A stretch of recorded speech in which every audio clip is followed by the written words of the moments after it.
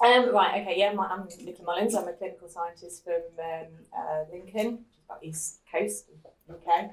I'm going to give you a very brief presentation on our experience of actually implementing GateCT, commissioning, and the 4DCT and DIBH. So, just a bit of a round robin of our department. We have 3 varying true beams, and each of the true beams has the Align RT system. We've now utilised that for all our DIBH patients, and in the process of removing tattoos on our patients and just using a line for the setup, which we found very good results, echoing what was said in the previous presentations.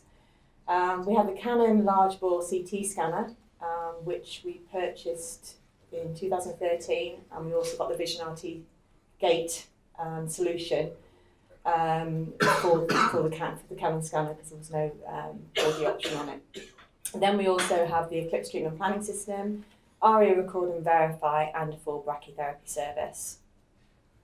So this is our CT scanner, much like most people's CTs. It's got a pod, just a single pod, which I think we lose a little bit because you've only got one pod that's focused on the patient that can monitor the upper torso that's going into the bore. Outside you have the monitor along with the computer system. So from the console area you can track the patient in this white screen here, and that's what you see up here. And as it's tracking the patient, it produces these track points, and they're those white blobs that you can see on the trace. Those blobs, or where they are sent over to the RGR system on the CT scanner. So once the radiation has been delivered for the 4D, so the yellow area there, the peaks are resorted, and the tracking points are reordered.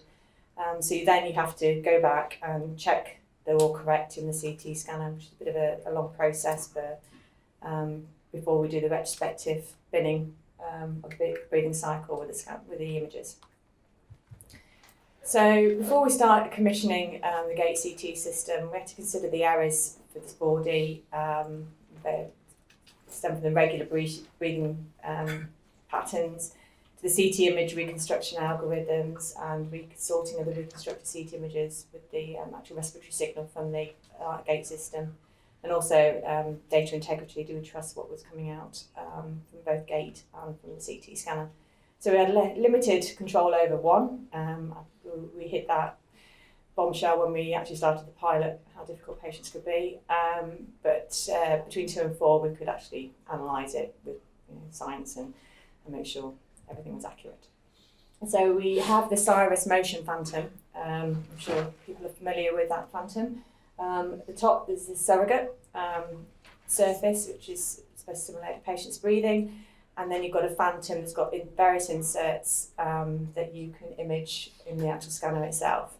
So you can program the actuator with any sort of sine, cosine, sharp tooth, whatever patterns you choose to use. You can customise your own. And create bad breathing traces as well, so to actually see what happens and get the artefacts that you need to identify. So we looked at quite a few things.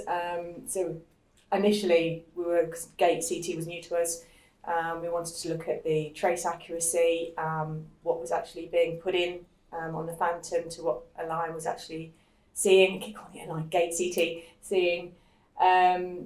And make sure there was no time lag, so we looked at the actual data that was being collected and comparing it against what we're actually putting in. We also needed to look at the functionality, so it's more the 4D element, but we're looking at lateral motion and superior and inferior motion, and how this changes according to the breathing rate, which I'll describe a bit more on the next slide. Then we need standard image quality tests with spatial resolution, noise, slice thickness, handsful numbers. We understood that this would depreciate with the 4D, but we would need to do a comparison between what was on 3D to what was on 4D. Obviously, dose is going to change, it's going to increase, and this was very much dependent on the breathing rate, because that calculates the pitch of your scan, and obviously the length of the scan that you're going to produce So it's, you trade off between image quality and dose. We had to optimise that. Then we wanted to look at the actual reconstruction of the ITV at the end. So we need to look at the MIPS and minimum maximums, and making sure they're accurate. So we actually programmed the movement and actually calculated the volumes that those would do. So I'll describe that in the next slides. So this is one of the inserts on the CIRS Phantom, and it's got like a piston that's you can go in and out and rotate and whatever you wish to program it to. This is just in the lateral phase. So the fiducial's moving backwards and forwards with a cosine curve. So you do the scan and you bin it into its various phases. It's 5%. Then we did a bit trig. So we need to do 3D equivalent to those, so calculate the angle of them. And then this was what we acquired for slow breathing. So you normally, for a patient, about 10 breaths per minute, 12 breaths per minute. So this is a particularly slow patient breathing trace, and it's pretty accurate. It's modelling the cosine motion. Then we go to 12 breaths per minute, and we start to deviate away from the model. The actual positioning of the fiducial is becoming a little bit more difficult to resolve, but it's still well within tolerance. And then we went to 20 breaths per minute, and there is more of a significant difference, particularly in the down motion, which is where the fiducial's moving faster, and the repeatability of those measurements when we actually did it again. So it's getting to the top end of the tolerance we would accept for a patient having 4D scan. We did try coaching patients, but found it actually made it worse. So we just let them breathe, and it was a bit more reproducible.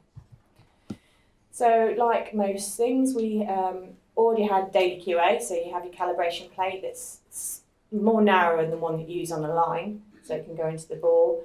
So that's done daily. We do have to do, on a line system, we very rarely have to do a monthly calibration, whereas this system is a bit more temperamental. We have to do more frequent calibrations on it.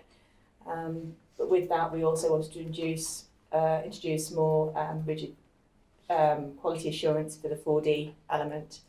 So that's combining the gate system and the Canon scanner. So we have a protocol that's done every month.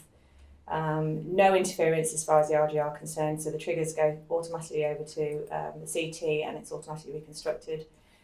And then, see if it works this time. You have to click on it on this one. Ah, here you go. Didn't work last time. So yeah, we did automatic contouring on that sphere that's going in and out and twisting. And then from that, we calculate the centre of mass from that sphere. And then we can plot it against baseline to make sure that the system's working consistently. It's quite easy to implement. So this was just our study that we did looking at the motion of that sphere. So we set movement as a rotation in and out like we have for the monthly QA. And we calculated the actual volume that it should be, and then we actually measured it as far as the contours, and that's just sort of surmising. Obviously the MIP was pretty accurate to what was measured. This helped us inform how we're going to introduce this as a pilot study. It's been challenging with the patients and getting used to these traces and actually honing down the best way of acquiring the traces. So you have to make sure the light level's correct, you have to make sure the tracking point's in the same place. So unlike a line RT that uses a whole region of interest, this just uses a single tracking point. So you have to optimise where you put that. So the pilot has been very useful in informing us how we set our protocols up. So where we've found it really useful too is the introduction of deep inspiration breath hold, which we've done this year with the line RT.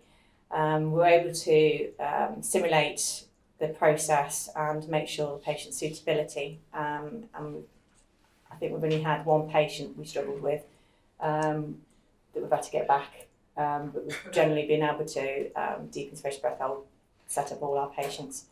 But it's helped us to coach the patient in making sure they're not back arching or diaphragm breathing.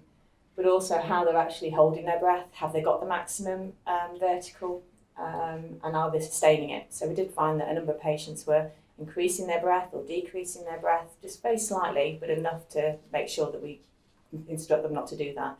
By just pen marks, we wouldn't have been able to do that. So in conclusions, probably the brief, we are using GateCT and introduced it for all our 4D CT system scans. The system has become an integral part of coaching our patients for the DIBH, and it doesn't, obviously you're not scanning the patients again, it's literally just the 2 scans you do, free breathing and the DIBH. The GateCT Canon interface has characteristics or issues, but we've managed to come up with workarounds and got a flow that's accurate and reproducible. Unfortunately, and I think there might be some developments in this area, but the breathing trace that's currently acquired on the CT isn't transferable, so it's not something that we can take out of the CT and use for planning or for treatment, which is a bit of a shortfall. I think in the future there may be changes in that respect. Thank you very much.